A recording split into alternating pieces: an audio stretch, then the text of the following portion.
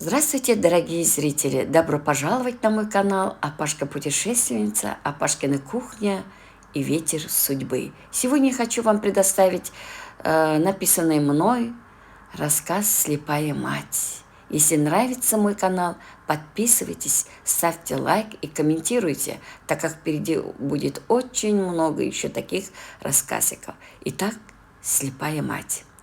С поникшей головой у ворот стояла родная и слепая мать. Молча, тихо попросила на хлебушку подать, если можно, и внуков повидать. «Не стой здесь!» — начал сын орать, слепую мать от дома гнать. «Хватит с меня денежки брать, скоро попросишься в дом переночевать, своим видом детей пугать, и свои конфетки можешь забрать». Тяжело матери стало дышать. «Да-да, сынок, не хочу тебя раздражать, своим уродцам твоих детей пугать. Дай мне только попить воды, если можешь, деньгами помоги. Мне, сынок, просто помощь твоя нужна. Целый день не ела, и я голодна. Да я обо всем хочу рассказать, боюсь, что не успею все сказать». С каждым днем мои дни плохие, стала темной ночи пугаться, совсем перестала спать и боль в сердце ощущать. Вспомни, сын, неужели все забыл? Помнишь, ты любил рисовать, поздравления красивые писать. До сих пор открытки храню, а если с работы допоздна задержусь, то у окошка меня ждал. Да, прошли быстро года, я стала старая и уродлива без глаз. Жизнь с отцом была коротка, кому слепая женщина нужна? Не хочу твой семейный покой нарушать, хочу просто тобой дышать.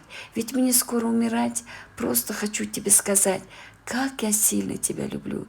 И молча, тихо ушла мать. Прошли дни, как ты встретил сын кого-то из родни, вручила это письмецо и спросила, почему не пришел хоронить мать. Она ждала до последних минут, прислушивалась к шороху, к стуку машин, шевелила губами. «Сынок, приди!» Под утро ушла в небеса, так и не встретишься с тобой. Вот оставила тебе письмецо на белом тетрадном листе. Сынок раскрыл и начал читать.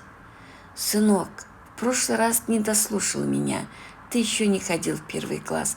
Помнишь, была детская игра? В прятки играл с детьми. Ты бежал, торопясь, и тут спотыкнулась твоя нога. В глаз попал осколок стекла.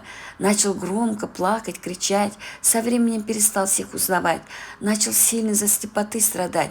И тут глаз мой тебя спас». У сына помутнело в глазах, из глаз потекла слеза.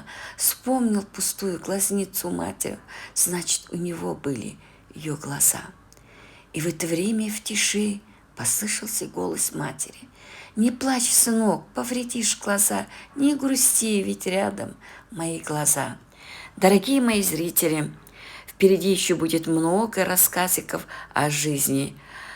Так что подписывайтесь, ставьте лайк и комментируйте. Спасибо, что дослушали до конца. До следующих встреч!